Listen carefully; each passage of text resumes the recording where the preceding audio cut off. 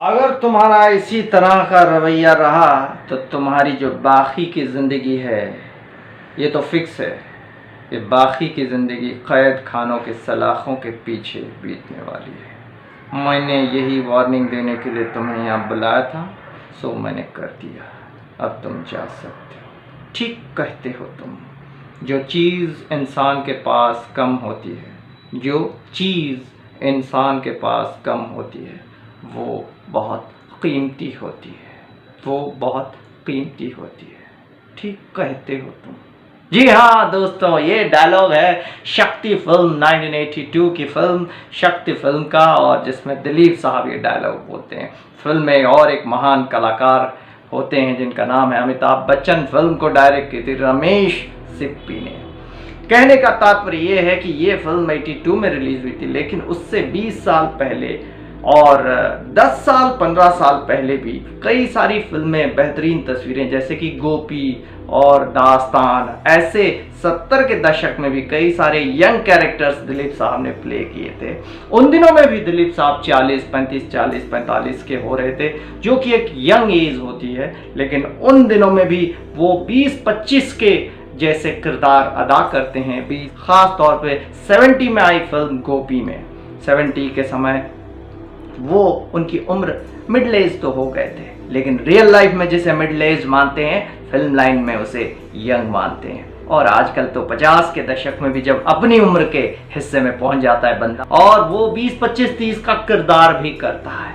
तो वैसे ही उससे थोड़े पहले नया दौर और मधुमती और गंगा जमुना और देवदास, ऐसे कई यंग रोल्स जब दिलीप साहब करते थे तो बड़े खूबसूरत पर्दे पे लग रहे थे।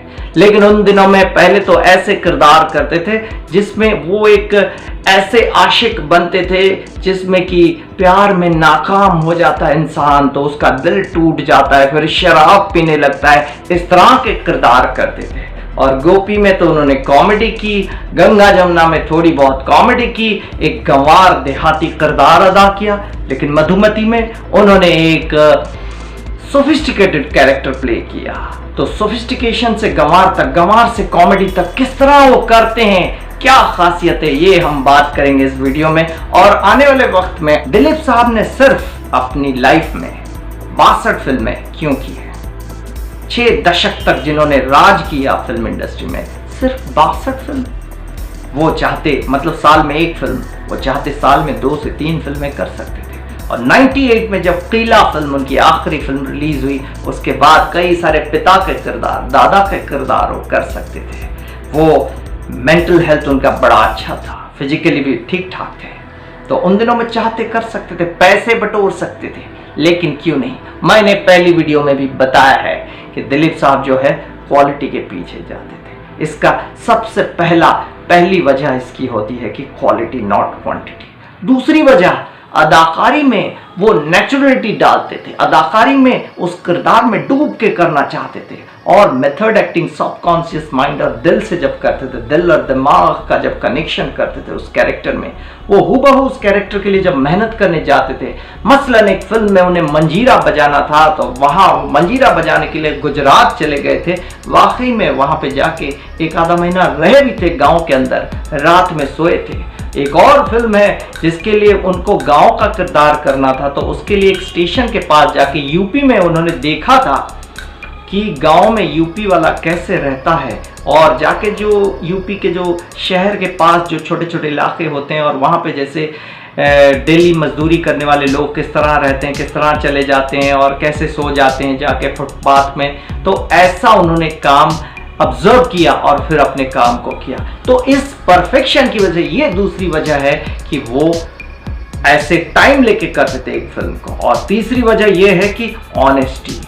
उन्होंने एक कलाकार है, शायद एक ही कलाकार वो हैं जो ऑनेस्टली ये स्वीकार किया कि हमें पूरी एक्टिंग एक बहुत बड़ा काम है, मुश्किल काम है, और अगर हमें सच्ची एक्टिंग करनी है, ट्रूथफुल एक्टिंग करनी है, हमें एक सच्चाई और ईमानदारी के साथ एक किरदार को पेश करना है दर्शकों के सामने, हम दर्शकों को चीट नहीं करें, चीट करना नहीं चाहते हैं, तो हमें उसके लिए वक्त देना पड़ेगा, और वो वक्त होता है कम से कम एक फिल्म एक साल में। कम से कम एक साल का वक्त, 6 महीने से लेकर एक साल का वक्त तो देना ही पड़ेगा।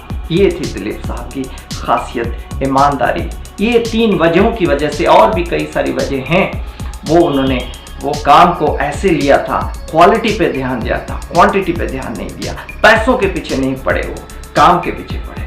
और एक बात है कि हमेशा कलाकार चाहते, आज जो उनका नाम है रुतबा है, वो रुतबा तभी हो पाया क्योंकि उन्होंने क्वालिटी पे ध्यान दिया। उन्होंने अपनी स्किल्स, अपनी सलाहियत पे हमेशा काम किया, और वो काम करना है तो भाग दौड़ करने से नहीं होगा, हड़बड़ी करने से नहीं होगा। उन्होंने सब्र के साथ काम किया, जैसे कि एक एक घूंट पिया जाता है, धीरे धीरे धीरे धीरे, ऐसे ही उन्होंने अदाकारी को पिया।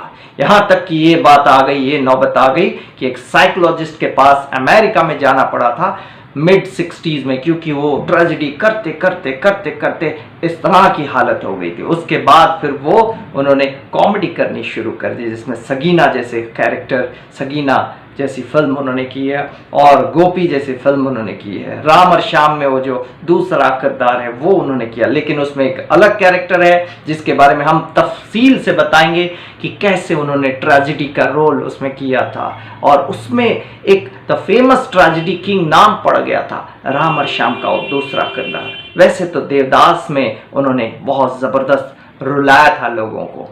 दिलीप साहब की एक खासियत, दिलीप साहब एक बेहतरीन इंसान के साथ साथ एक बेहतरीन कलाकार हैं। उन्होंने ये लिख दिया कि ऐसे एक्टिंग की जाती है, इसीलिए आज युवा पीढ़ी उन्हें सलाम करती है, युवा पीढ़ी उन्हें मानती है कि दिलीप साहब जैसा कोई एक्टर नहीं है। वर्ल्ड सिनेमा जिसे रिस्पेक्ट करता है मेथड एक्टिंग के लिए, ट्रू एक्टिंग के लिए, नेचुरल एक्टिंग के लिए, उस शख्स का नाम है दिलीप कुमार। और यही कारण है कि उन्होंने चुन चुन के फिल्में की। और एक वजह है, निजी वजह वैसे ही, वो है कि उन्होंने ये सोचा कि एक होती है कि बहुत ज़्यादा ओवर नोटिसिंग अगर हो जाए तो एक कहीं ना कहीं एक रिपीटिशन होगा। ह्यूमन बॉडी, हाँ एक बात है, human body, human smile, human face का जो इमोशंस की जो लिमिटेशन है, जो लिमिट को उन्होंने स्वीकार किया ऑनेस्टली कि नहीं भाई, एक बंदे को आप कितना भी मेकअप दे दो, कितना भी कर दो, उसकी वही स्माइल है, वही जो आंखें हैं, उसी से ही अदाकारी करेगा, इससे ज़्यादा नहीं हो सकता है। तो ये पैसे के लिए उन्होंने कुछ भी नहीं एक्सेप्ट कर लिया, ये उनकी एक खासियत है। और दूसरा, बहुत ही लॉजिकल होते थे। अगर उन्हें लगेगा कि यहाँ पे शराबी शराब पी के इस तरह से बात कर सकता है, जस्टिफाइड है, तो वो सीन को करते थे। और चौथी बात ये भी है कि एक इतना बड़ा बंदा है, उसके लिए तो सारे डायरेक्टर्स, राइटर्स सुनते थे, और बहुत ही एक अच्छे इंसान थे, पूरी टीम स्पिरिट के साथ काम करते, सबको साथ में लेके चलते थे। तो हमने शक्ति फिल्म का जिक्र किया, तो आखिरी सीन के दौरान अमिताभ बच्चन साहब को साथ में लेके उन्होंने वो चलते थे, और उन्होंने कहा कि अमित चलो रिहर्सल करते हैं। जब आखिरी सीन का रिहर्सल होता है तो उस समय मुंबई एयरपोर्ट में बहुत सारे लोग, भीड़ इकट्ठा हो जाता है, तो वहां पे आ जाते हैं। तो उन्होंने चिल्ला के बोला, चुप, खामोश खामोश, अमित रिहर्सल कर रहा है। वो चाहते तो कह सकते थे मेरा नंबर अच्छा हो जाएगा, मैं अपने कलर को चौड़ा करके, मैं अपने कलर को उठा के चलूँगा, मैं अपना सीना चौड़ा करके चलूँगा, मैं नंबर 1 एक्टर हूँ, मैं अभिनय सम्राट हूँ। लेकिन नहीं, उन्होंने कहा मेरा को एक्टर, मेरा को आर्टिस्ट अगर सही परफॉर्म करेगा तभी जो है ये प्रोडक्ट अच्छा बनेगा। हमेशा वो देश हित के लिए, उस सिनेमा के हित के लिए, उस प्रोडक्ट के हित के लिए, उस प्रोजेक्ट की भलाई के लिए सोचते थे। ये एक सीखने वाली बात है कि किसी भी कंपनी में आप काम करते हो, आप कंपनी इंटरेस्ट के बारे में सोचें, ना कि अपने सेल्फ इंटरेस्ट के बारे में सोचें। ये दिलीप साहब से सीखने को मिलता है। ऐसे ही और खूबसूरत बातें, जेबर जैसी बातें हमारे लिए गहना है। ऐसे ही गहनों जैसी खूबसूरत बातें जानने के लिए आप जुड़े रहिए हमारे YouTube channel dashing golden diaries के साथ। वो जेलस नहीं थे, ये उनकी खासियत है। अल्लाह उन्हें चैन दे, अमन दे, सारी खुशियाँ दे, यही हम चाहते हैं। इस महान अभिनय सम्राट को हम सलाम करते हैं। और भी खूबसूरत खूबसूरत सीखने वाली बातें, आज के जीवन के साथ जोड़ने वाली बातें, आज के प्रोफेशन के साथ जोड़ने वाली बातें हम करते रहेंगे। आप हमारे चैनल के साथ जुड़े रहिए।